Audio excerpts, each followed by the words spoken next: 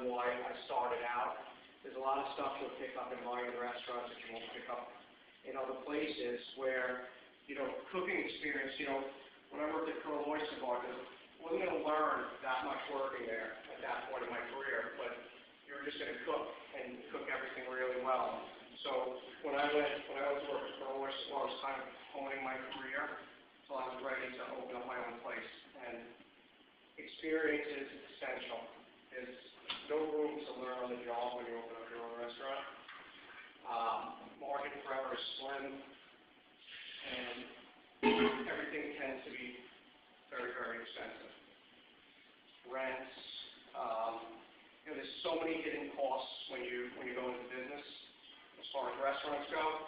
So when you hear your chef yelling when you're working, going, looking through the trash can, what'd you throw this away for? You could use this staff, something is a good reason for that. And any way you can cut down your expenses, increase your profit and food costs. That's where you make money.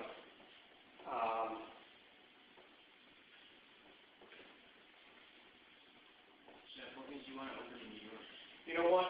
My whole attitude, I'm from Staten Island, and I started working in the city right when I graduated from here. And my whole thing was, I always wanted to do it in New York City. That was just embedded in my head from when I started.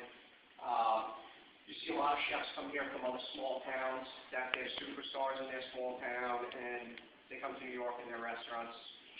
They don't make it. For whatever particular reason, New York is very fickle, and it's a lot harder. There's a lot more stuff going on here, and there's a lot more choices. So, if you're in Napa, you could be eating at Bouchon and French Laundry, and they're great restaurants, they're going to be great anywhere. But a place like Mustard's, if you put Mustard's in New York or Taylor's, I don't know if anybody knows Napa, but there's a couple places I was just recently there. So if you put places like that in New York City, they're not going to succeed because there's so many choices. So it's just about pushing yourself to be above and beyond. So turn the boil up a little bit. So you see the consistency here. I don't know how many people make meatballs. I'm sure everybody does. Because this is just like a regular meatball. And we go very light and easy. This is probably the fastest demo anybody's ever been to.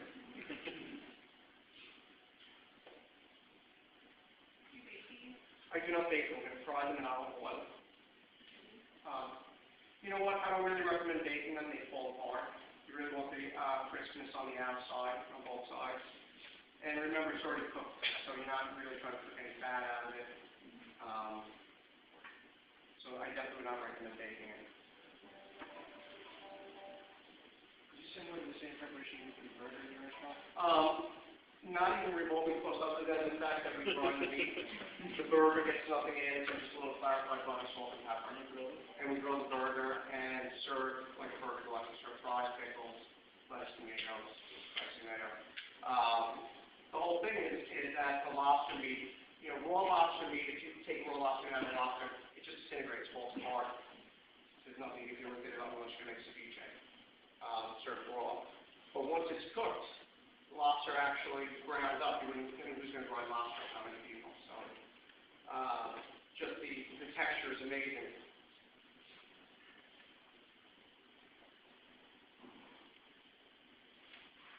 So we're frying over medium heat.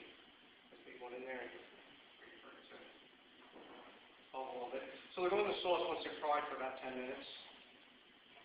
And this is roughly the size we serve in the restaurant.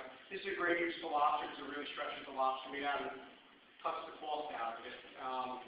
So it makes it a cost-effective method, whereas something like the lobster roll or the lobster burger, where there's no filling to it, is it's like a 40% food cost. Lobster will be 40% food cost, or something like this would be 20%. Chef, what do you do with the leftover rolling tamale? From something like this, go to the trash. The leftover rolling tamale.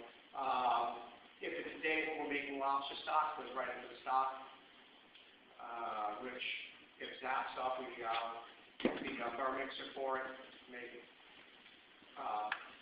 lobster bisque.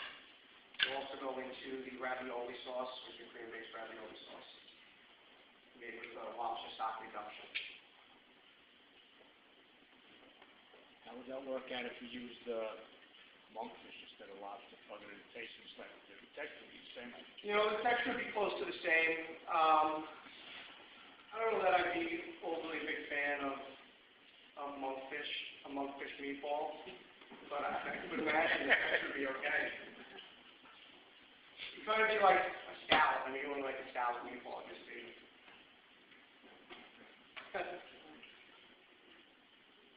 Big monkfish fan? No, but a lot of people in my family are allergic to shellfish, so Oh, so these I monkfish substitute monkfish a lot of times, like in the Yeah, pate, any place I could go. yeah. Doesn't have to say taste, it's close. All shellfish, though, huh? Yeah. That's a shame. What's the difference from these and like a lobster crab cake? Well, crab cake is generally going to be something a lot drier. It's not going to have wet bread in it. You can use breadcrumb, obviously you put mayonnaise, you could use bechamel, something like that. And you would have more chunks in it. So if you did a lobster cake or a crab cake, you'll see like chunks of, you see like the chunks come up, it wouldn't be as ground up in that texture.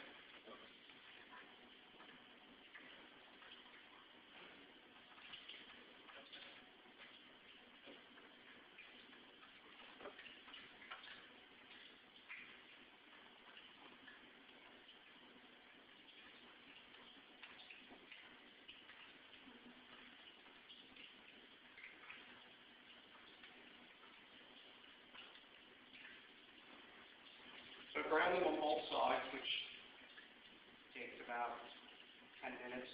The whole thing with this is frying time is forever. I'm the only person who makes these in the restaurant, so it takes about 15 minutes to make them, obviously, as you can see. And then it takes me about an hour to fry meatballs for a Wednesday service. Did you get your purveyors from working at I picked up purveyors from all different places I worked at through connections I made out throughout the years.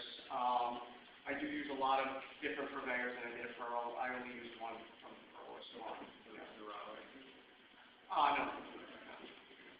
In fact, I don't get any of my oysters from the same purveyors that I got when I worked over there. We hear them compared and contrast. Yeah. No, I use totally different oyster purveyors. I try and use a larger variety as well. I use guys down in Virginia, the Rappahannock River guys, bring oysters up twice a week, and I get some good stuff out of PEI.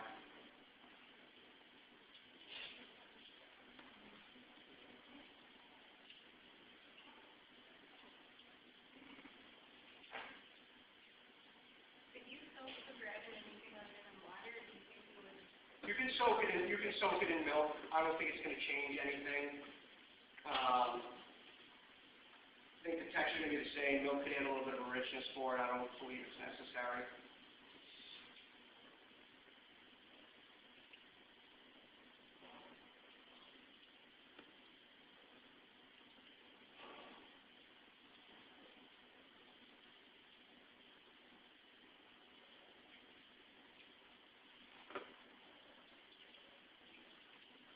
So I'm careful not to squeeze them too tightly. One of the things I'm doing, they just go back and forth in my hand, just lightly cupping it.